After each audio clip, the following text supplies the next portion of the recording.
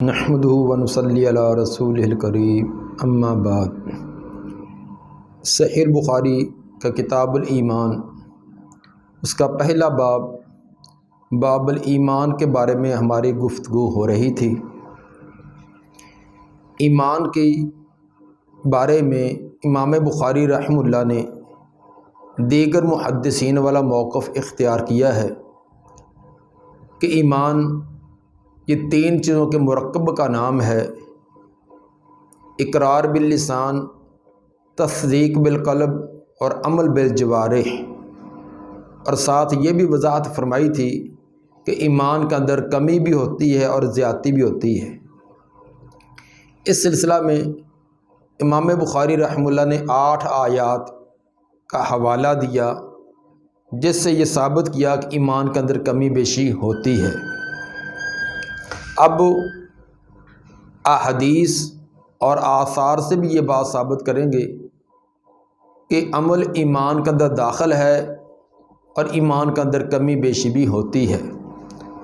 چنانچہ فرماتے ہیں کہ والحب فی اللہ والبغض فی اللہ من الایمان، اللہ کے لیے محبت کرنا اور اللہ کے لیے کس سے ناراضگی رکھنا یہ بھی ایمان میں سے ہے۔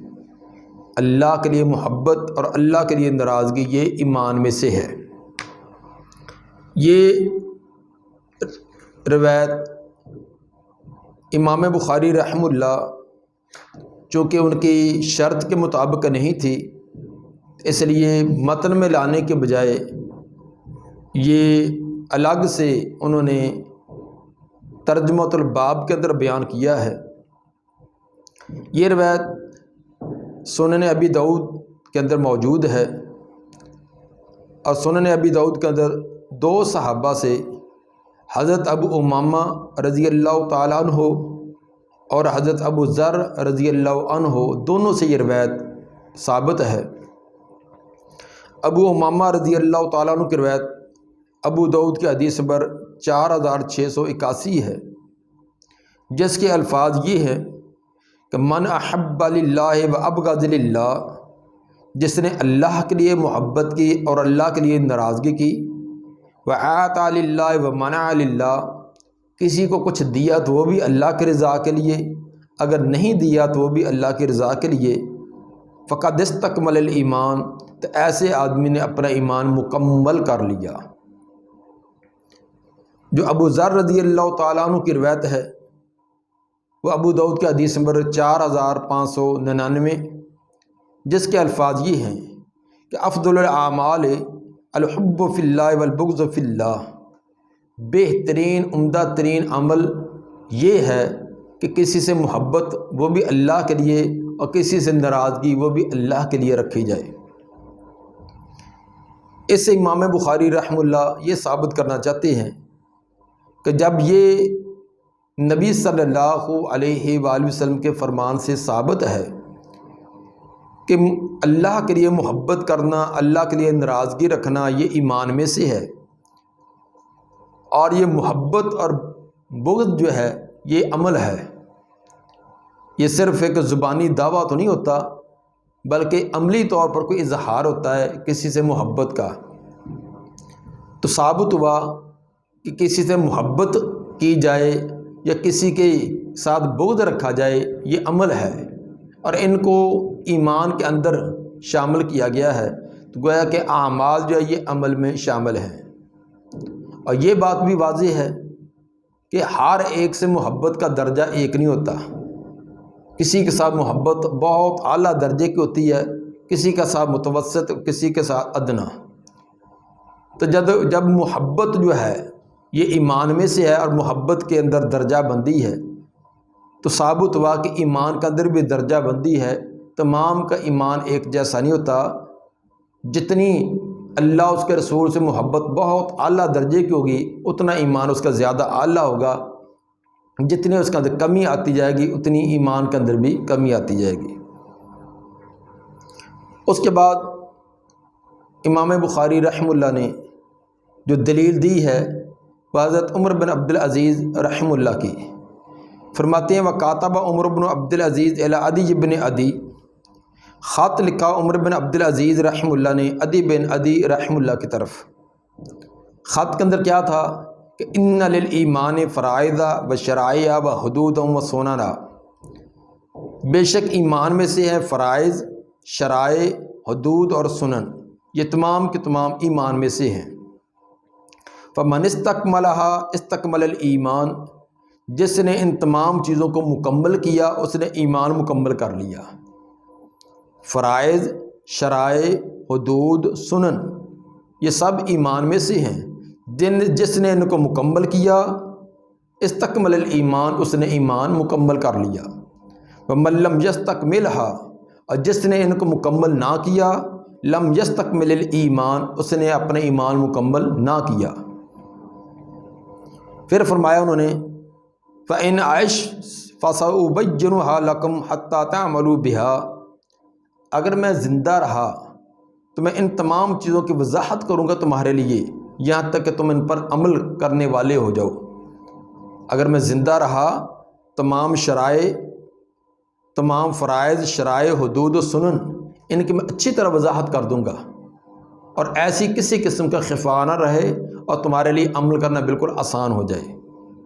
وَإِنْ أَمُتْ فَمَا أَنَا عَلَىٰ صُحْبَتِكُمْ بِحَرِيص، اگر میں فوت ہو گیا، ان چیزوں کی وضاحت کرنے سے پہلے فوت ہو گیا، تو تمہارے اندر رہنے کے مجھے بھی زیادہ حرص نہیں ہے، میں اپنے خالق اور مالک کے پاس جانے پسند کرتا ہوں۔ اگر اس نے موت دے دی مجھے موت بھی بڑی پسند ہے۔ یہ عمر بن عبدالعزیز رحمہ اللہ کا خط کا ایک اقتباس امام بخاری نے بیان کیا۔ عمر بن عبدالعزیز رحمہ اللہ آپ جانتے ہیں کہ یہ 5ویں خلیفہ راشد کے نام سے ان کو معصوم کیا جاتا ہے اور معروف ہے۔ عدل و انصاف کے اندر یہ ایک تمثیل بن گئے تھے، اور احادیث کو سرکاری سطح پر مرتب اور مدون کرنے کا سب سے پہلے کام انہوں نے کیا تھا۔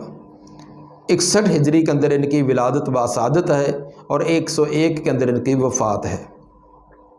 انہوں نے خط لکھا تھا عدی بن امیرہ الکندی کی طرف، جو کہ تابعی ہیں اور صحابہ کی اولاد میں سے ہیں، انتہائی نیک اور صالح تھے، اور بہت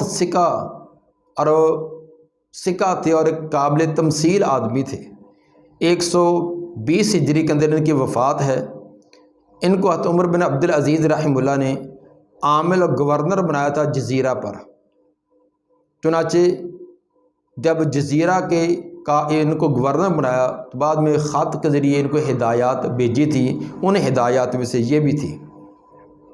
یہ متصل سند کے ساتھ یہ جو اثر ہے امام احمد بن حنبل کتاب الایمان اس کے حدیث نمبر 135 میں لائے ہیں، اور اسی طرح ابو بکر بن ابی شیبہ یہ مصنف ابن ابی شیبہ کے اندر وہ بھی اس اثر کو لائے ہیں۔ مصنفہ ابن ابی شیبہ کی جلد 10 صفحہ 318 ہے۔ اس کے اندر ایک تو یہ ثابت ہوا کہ ایمان کے فرائض، شرائع، حدود و سنن ہیں۔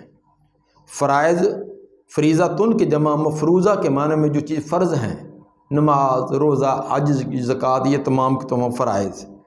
شرائع سے مراد شریعت کی بنیادی عقائد والی باتیں، اللہ پر توحید، رسالت، آخرت، یہ تمام عقائد والی باتیں یہ شرائع میں ہیں۔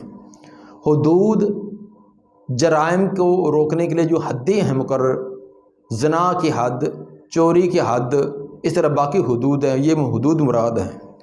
سنن یہ سنتن کی جمع طریقہ، سنن کے اندر یا تو یہ فرائض اور حدود وغیرہ یہی تمام آتی ہیں، یعنی پہلے خاص بول کر بعد میں عام مراد ہے۔ یہ بھی ہو سکتا ہے کہ یہ فرائض کے مقابلہ میں ہو۔ فرائض وہ چیزیں ہوتی ہیں جو لازم ہے، اور اس کے مقابلے میں سنن آئی کہ جن کا کرنا بہتر، افضل، اولا ضرور ہے لیکن فرض نہیں ہے، یہ بھی ہو سکتا ہے۔ تو بہرحال اس سے عمر بن عبدالعزیز رحمہ اللہ کے فرمان سے یہ ثابت ہوا کہ یہ فرائض، شرائع، حدود، سنن یہ تمام کے تمام ایمان میں سے ہے۔ جس نے ان کو مکمل کیا اس نے ایمان کو مکمل کر لیا۔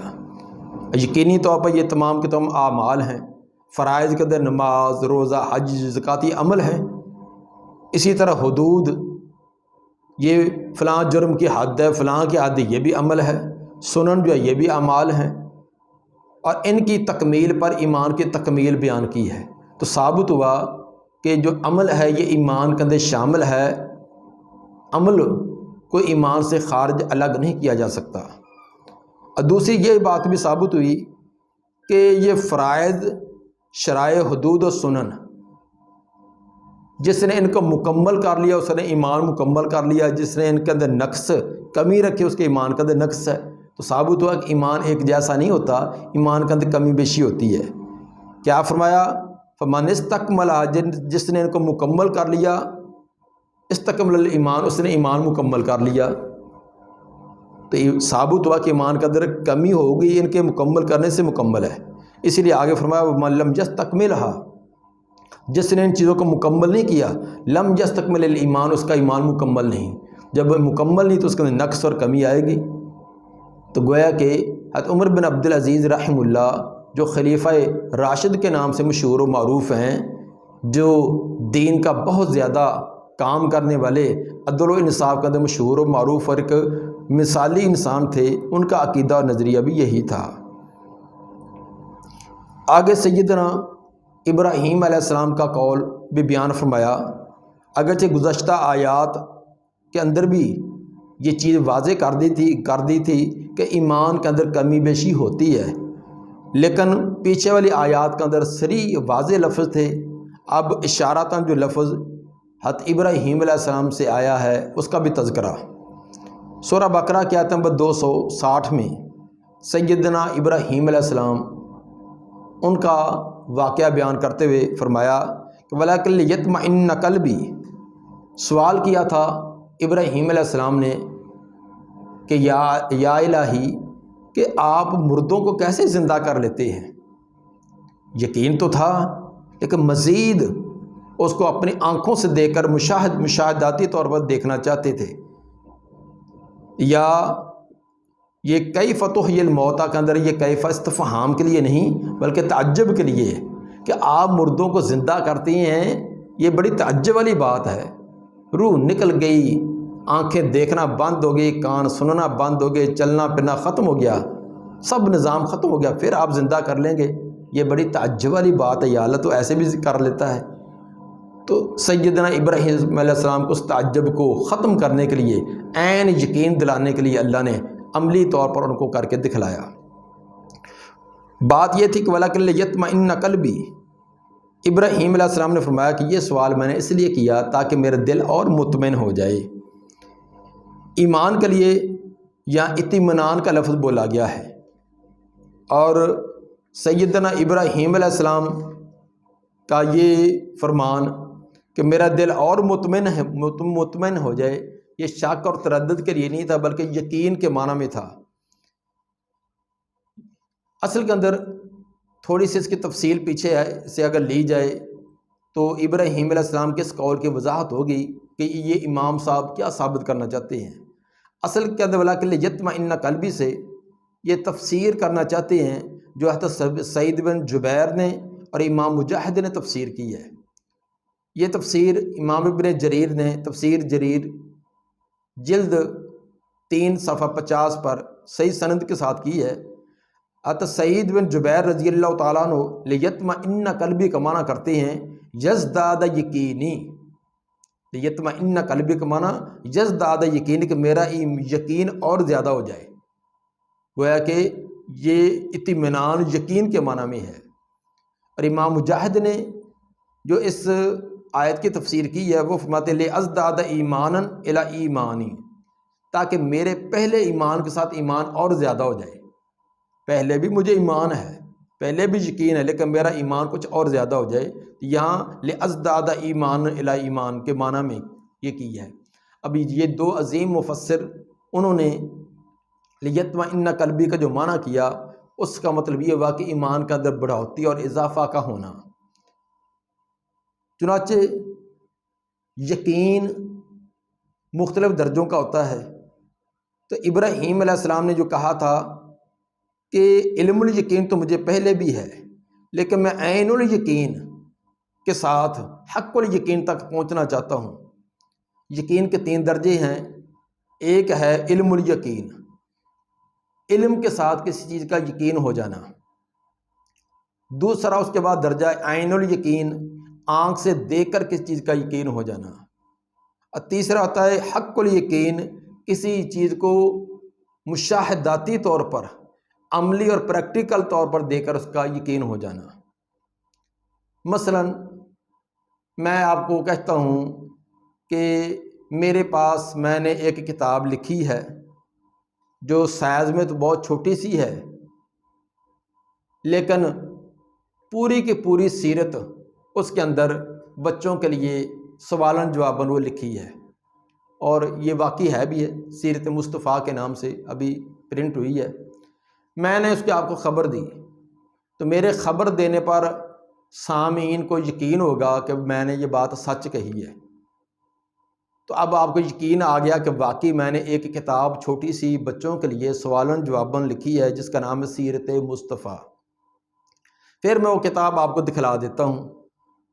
جب آپ نے آنکھوں سے کتاب کو دور سے دیکھ لیا تو پہلے جو یقین تھا اس میں اضافہ ہو گیا۔ پہلے تھا علم الیقین، میرے بتلانے سے یقین آیا ہے۔ پھر عین الیقین، آنکھ سے دیکھنے سے یقین ہو گیا کہ واقعی یہ کتاب ہے، ایسا اس کا ٹائٹل ہے، یہ اس کا سائز ہے، کتنی اس کی موٹائی ہے، یہ تمام چیزیں آپ کے ذہن میں آ گئی۔ لیکن ایک درجہ اور بھی ہے، وہ میں کتاب آپ کو بھیج دیتا ہوں یا آپ خرید لیتے ہیں۔ اب آپ کو کتاب کو کھولا، دیکھا، آگے اوپر آگے پیچھے سے پڑھا، اب آپ کا یقین اور بڑھ گیا ہے۔ یہ تیسرے درجے کو کہیں گے حق الیقین۔ اب یقیناً ایک پہلا تھا زبانی بتلانے سے، اس کے بعد اس کتاب کو آنکھ سے دیکھنا، وہ پہلے سے بھی زیادہ درجہ ہے۔ تیسرا پریکٹیکل طور پر آپ نے خود اپنے ہاتھوں میں لے کر اس کو پڑھا، یہ تیسرا درجہ اور زیادہ ہوگا۔ تو ثابت ہوا کہ یقین کے مختلف درجے ہوتے ہیں۔ وَلَكِنْ لِيَطْمَئِنَّ قَلْبِي کا بھی معنی یہی تھا کہ میرا دل کے اندر یقین اور بڑھ جائے، اور یہاں یقین ایمان کو یقین سے تعبیر کیا گیا ہے۔ تو ثابت ہوا کہ یقین کے درجے مختلف ہوتے ہیں، تو ایمان کے درجے بھی مختلف ہوں گے۔ ایمان ایک جیسا نہیں کہ یہ جامد چیز ہو جس کے اندر کمی بیشی نہ ہو، بلکہ ایمان کے اندر کمی بیشی ہوتی ہے۔ اس کے بعد حضرت معاذ رضی اللہ تعالیٰ عنہ کا قول بیان فرمایا کہ انہوں نے اپنے ایک ساتھی اسود بن ہلال کو فرمایا تھا، اجلس بنا نؤمن ساعتن، میرے ساتھ بیٹھیے، ہم کچھ دیر کے لیے ایمان لائیں۔ حالانکہ ایماندار تو پہلے تھے ہی، مطلب ایمان کو تازہ کریں، ایمان کا اندر اضافہ کریں۔ ہم میرے ساتھ بیٹھیے، ہم ایمان یقین کی باتیں کریں، کتاب و سنت کی باتیں کریں، جس سے ایمان کو تازگی پہنچے، ایمان اور بڑھ جائے۔ یہاں عبداللہ بن مسعود رضی اللہ حضرت معاذ رضی اللہ تعالیٰ فرماتے ہیں اجلس معنا، اجلس بنا نؤمن وساعتن، یہ ان کا اثر مصنفہ ابن ابی شیبہ جلد 10 صفحہ 300 پر ہے۔ تو اس سے بھی یہ ثابت ہوا کہ صحابہ کرام کا بھی یہ عقیدہ تھا کہ دین کی، اسلام کی، قرآن کی، سنت کی باتیں کرنے سے ایمان کا اندر اضافہ ہوتا ہے، ایمان کا اندر تازگی آتی ہے۔ اسی لیے تو انہوں نے فرمایا کہ میرے ساتھ بیٹھیے کچھ دیر کے لیے تاکہ ہم ایمان لائیں، یعنی ایمان کا اندر اضافہ کر لیں۔ آگے قول جو امام بخاری لائے ہیں وہ حضرت عبداللہ بن مسعود رضی اللہ تعالیٰ عنہ کا، وہ فرماتے ہیں الیقین الایمان کلو، یقین جو ہے یہ تمام کا تمام کل ایمان ہے۔ یقین جو ہے یہ پورا کا پورا ایمان ہے، تو یہاں یقین کو ایمان کہا۔ یہ ان کا قول شعب الایمان للبہقی جلد 7 صفحہ 123 پر ہے۔ اس کے اندر اہم بات جو ہے وہ کہ کلو ہو، کل کی آگے اضافت کی ہے، اور گرامر کے اعتبار سے لفظ کل کی اضافت اجزاء والی چیز کی طرف ہوتی ہے۔ کل کی اضافت جو اس چیز کی طرف ہوتی ہے جس کے اندر اجزاء ہوں۔ تو کلو ہو آگے ایمان کی طرف اضافت کی گئی ہے، ہو ضمیر ایمان کی طرف ہے، تو ثابت ہوا کہ ایمان کا جز ہیں۔ ایمان کوئی جامد چیز نہیں ہے بلکہ یہ مرکب ہے۔ ایمان جو ہے یہ مرکب چیز ہے، اس کے اندر اقرار بھی، تصدیق بھی اور عمل بھی، تمام چیزیں مل کر یہ بنی ہیں۔ یہ اسی کی وضاحت یہ المطالب العالیہ اس کے حدیث نمبر 2905 اگر وہ اس کو سامنے رکھا جائے تو عبداللہ بن مسعود رضی اللہ تعالیٰ عنہ کے اس فرمان کی اور زیادہ وضاحت ہو جاتی ہے۔ اس کے اندر وہ فرماتے ہیں الصبر نصف الایمان، صبر جو ہے وہ یہ آدھا ایمان ہے، والیقین الایمان کلو، اور یقین جو ہے یہ تو پورا کا پورا ہی ایمان ہے۔ اب دیکھیے اس اثر سے پوری وضاحت ہوگی کہ فرمایا کہ الصبر نصف الایمان، مشکلات پر صبر کرنا یہ آدھا ایمان ہے، تو ثابت ہوا کہ ایمان کے اندر کمی بیشی ہے، صبر سے آدھا ایمان کہا ہے، کل ایمان نہیں۔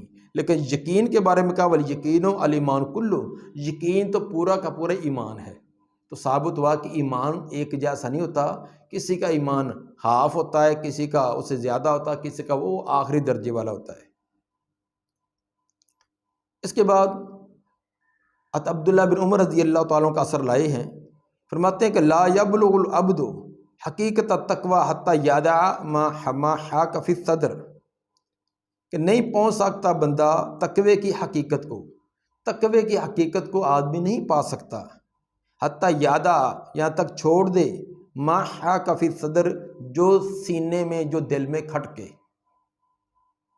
کہ تقوی یہاں تقوی سے مراد ایمان ہے، تقوی کو ایمان کو آدمی نہیں پا سکتا جب تک کہ دل کے اندر جن چیز کا خدشہ اور کھٹکا بھی پیدا ہوتا ہے ان کو بھی چھوڑ نہ دے۔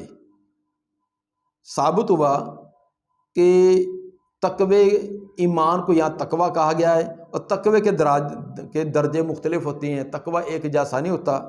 مثلا ایک تقوی کا درجہ تو یہ ہے کہ انسان شرک اور کفر سے بچے، ایک تقوی کا یہ درجہ ہے۔ دوسرا درجہ یہ ہے کہ بدعات اور رسومات سے بچے، یہ بھی تقوی کا درجہ ہے۔ تیسرا تقوی کا درجہ کہ تمام کبائر سے، کبیرہ گناہوں سے بچے۔ چوتھا تقوی کا درجہ کہ صغیرہ گناہوں سے بھی بچے۔ پانچواں یہ کہ مروت کے خلاف جو کام ہے، سنجیدہ لوگوں کو مناسب نہیں ہے، ان سے بھی بچے۔ اور چھٹا یہ بھی ہے کہ مشتبہات سے بچے، شکوک و شبہات والی چیزوں سے بھی بچے۔ اب یہ دیکھیے تقوی کے درجے ہیں، تو ایمان کو تقوی کہا گیا، اور تقوی کے درجے ہیں۔ جب تقوی کے درجے ہیں تو ایمان کے بھی درجے ہیں، کسی کا ایمان اعلیٰ درجے کا، کسی کا ادنا، کسی کا متوسط۔ یہ عبداللہ بن عمر رضی اللہ تعالیٰ عنہما کا یہ قول صحیح مسلم کی حدیث نمبر 2553 میں ہے، اور مسند احمد کی حدیث نمبر 17999 میں بھی ہے۔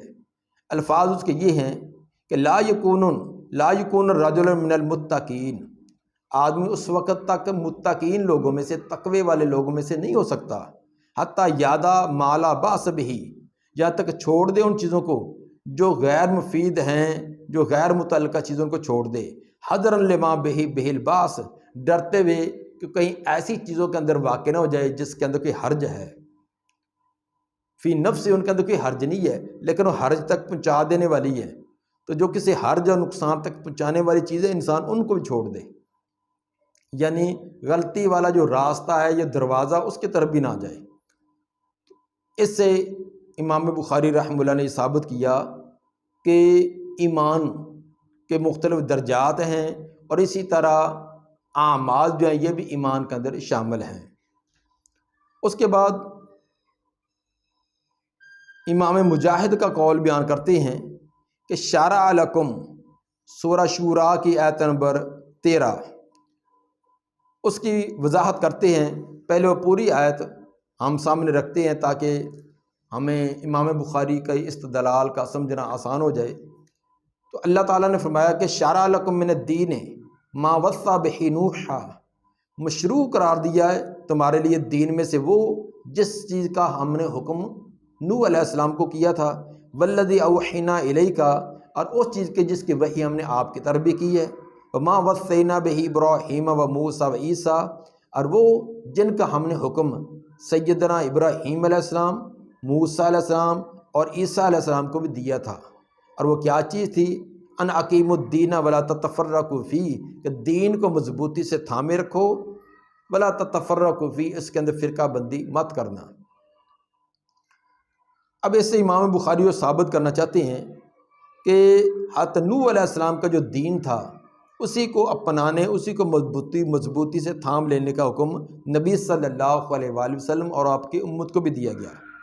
فرمایا کہ اوصیناک یا محمد و ایّا دینا واحدہ، ہم آپ کو بھی حکم دیتے ہیں اے محمد صلی اللہ علیہ وسلم، اور ان کو بھی، پہلے پیغمبروں کو بھی، اور ایّا کا ضمیر یہاں تو حضرت نوح علیہ السلام کی طرف ہے، لیکن آیت کا پورا مفہوم رکھتے ہوئے دیگر انبیاء بھی، کہ ہم نے آپ کو جس چیز کا حکم دیا ہے اسی چیز کا حکم ہم نے پہلے پیغمبروں کو خصوصاً نوح علیہ السلام اور ان کے بعد والے پیغمبروں کو بھی دیا تھا۔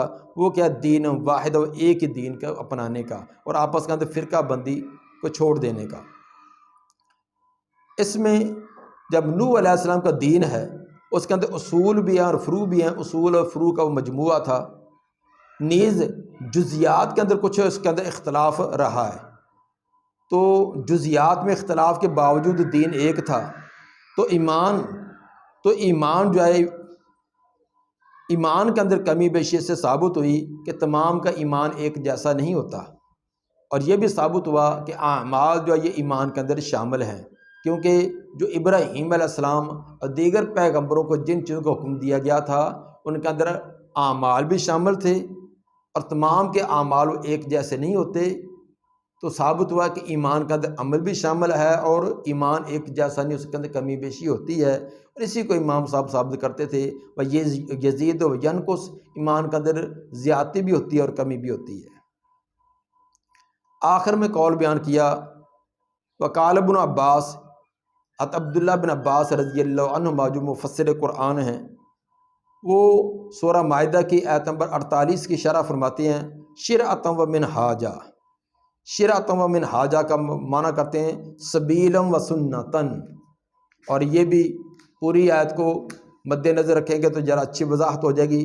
لکل جعلنا منکم شرعۃ و منہاجا، ہر ایک کے لیے ہم نے ایک راستہ اور ایک طریقہ مقرر کیا تھا۔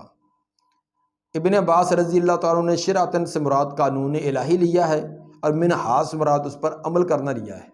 یہ ابن عباس رضی اللہ عنہما اس آیت کی تفسیر کرتے ہیں جو کہ مفسر قرآن ہیں۔ تو اب شرعۃ سے مراد قانون الہی اور منہاج سے مراد اس پر عمل کرنا ہے، تو گویا کہ عمل جو ہیں ان کو بھی انہوں نے دین ایمان کے اندر شامل کیا ہے، اور عمل کے اندر کمی بیشی ہوتی ہے تو ثابت ہوا کہ ایمان کے اندر عمل بھی شامل ہے اور ایمان کے اندر کمی بھی ہوتی ہے اور زیادتی بھی ہوتی ہے۔ یہ تھا امام بخاری رحمہ اللہ کا استدلال کہ مختلف آیات سے، احادیث سے اور صحابہ اور تابعین کے آثار سے یہ ثابت کیا ہے کہ ایمان یہ مرکب ہے اقرار، تصدیق اور ایمان تینوں چیزوں کا، وہ یزید و ینقص، اس کے اندر کمی بھی ہوتی ہے اور زیادتی بھی ہوتی ہے۔ اللہ تعالیٰ سے دعا ہے کہ ہمیں سلف والا نظریہ اور عقیدہ اپنا کر اس کے مطابق اپنا عمل کرنے کی توفیق عطا فرمائے۔